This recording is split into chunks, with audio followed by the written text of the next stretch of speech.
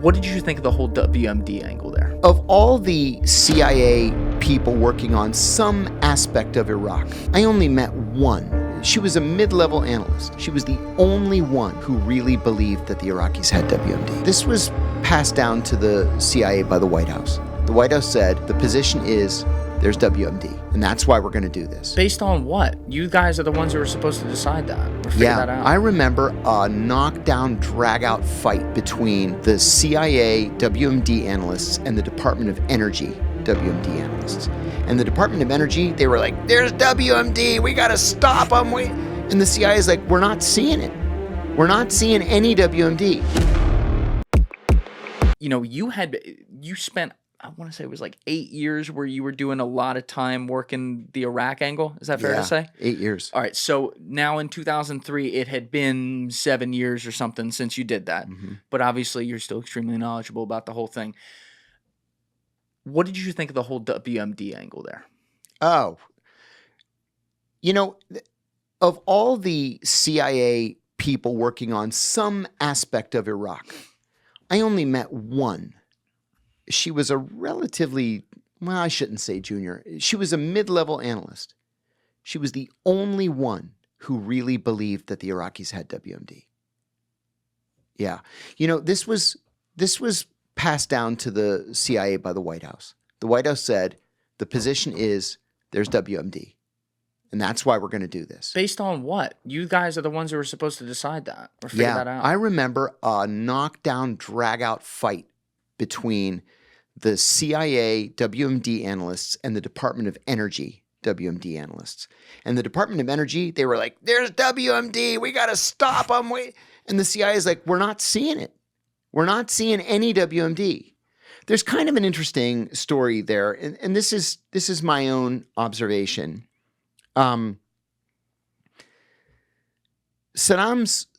two sons-in-law, Hussein Kamal al-Majid, who was the Minister of Industry and Military Industrialization, and Saddam Kamal al-Majid, who was the head of the Special Security Organization. The head of the Special Republican Guard. They were married to Saddam's two daughters, Raghid and Rana. What an unfortunate name. I know, right? Ugh. So, Saddam's eldest son, Uday, who was an absolute psychopath, bloodthirsty, cold-blooded murderer. Yep. He would rape women and then throw them off the roofs of hotels. There they are. That's Uday. So, now again.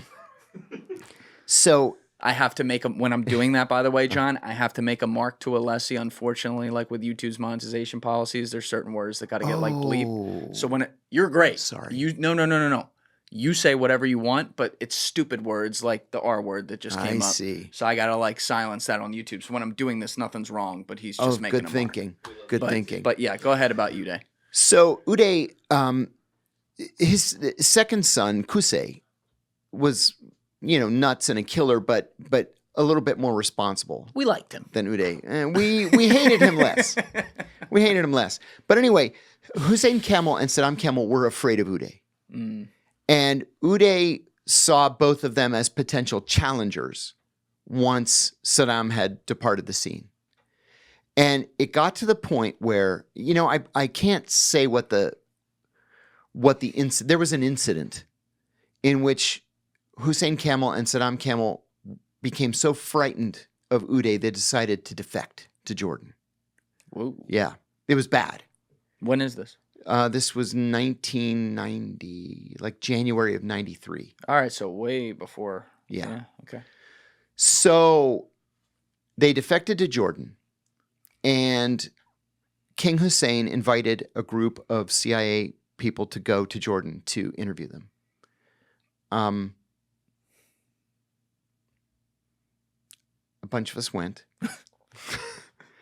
One of the things that struck me immediately was they were wearing sidearms. And I thought, what bad manners? You're a guest of the king. You're asking for refuge in a royal palace, and you're carrying a sidearm? Like, who do you think you are? So we sat down at the table. Saddam Not Saddam Camel. Hussein Camel says, all right, we need weapons, we need tanks, we need air cover, we need secure communications. And my boss is like, whoa, whoa, whoa, whoa. We're not here to help you overthrow Saddam Hussein. We would never do that. No, we're here for you to tell us where the WMD is. And he's like, I'm not telling you where the WMD is. You're going to help me overthrow Saddam Hussein. So he didn't deny it. No. I'm confident they had WMD in 1993. Define, just to be clear out there, define WMD. Definitely chemical weapons, because they had used chemical weapons against the Kurds and the Iranians. Maybe biological weapons. You know, you can create BW in your kitchen. It's impossible to say, oh, that's a lab for BW, because you can do it anywhere with a sink and an incubator. Yeah, I just want to make sure we define that, because for what it's worth, I had Danny Hall in here, who's a legendary Silver Star winner, long time Special Forces guy. And so we did 2 episodes. Episode 217, like 8 minutes into that one, he talks about how he did witness in the invasion in 2003. He knows they did have biological weapons. That's where people get hung up as the nuclear thing. I believe like that. They didn't have nuclear didn't exist. Right. The biological weapons, I would believe what he said. Yeah. Yeah. CW was the big thing, because that was most of the arsenal. The WMD arsenal was chemical weapons. Yeah. So... But they weren't giving it to you. No. They weren't telling you. And we weren't going to help them. So we ended up sitting there staring at each other for an hour. And then we just said, we're flying back to Washington.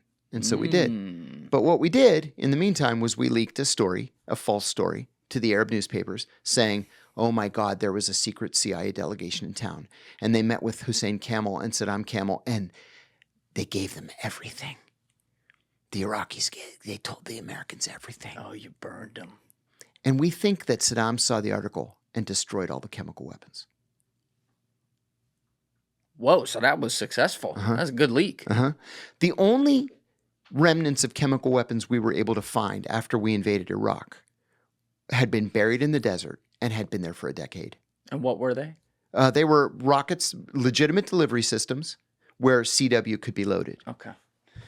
One of the most shocking revelations, at least to me, it was shocking, that I've ever had happen in my studio was episode 129 with Jim Lawler, who we mentioned earlier. Yeah, Jim's great. So Jim was, by the end of his career, if he ever left CIA, probably didn't, but he was in there from 81 to 2006 officially, and he's been a great and valuable employee since then. But in 2003, when we're going to do this, he was, if not their most senior anti-WMD spies around the world, he was one of their most senior. Absolutely and true. Maybe about an hour 40 or an hour 50 into that episode, I asked him what his involvement was in the WMD investigation leading up to the invasion of Iraq, and he said he had no involvement. I looked at him and I said what I just told you, which, making sure I was right, that he was literally, if not the most senior or one of the most senior guys. He goes, no, that's right. And I said, so one of our most senior or the most senior guy in that job description was not involved in the intelligence gathering for what was going to be the biggest invasion in decades for America. He was like, that's what I'm telling you. That should tell you a lot about Dick Cheney and about the decision-making process at the White House. Oh, yeah. Because that is absolutely true, what he said. And Jim's a huge fan of George Tenet and very close with him and a big defender of him. And when I was putting those two together, I'm like... I will say, I mentioned earlier, George probably doesn't like me because of my post-CIA, career.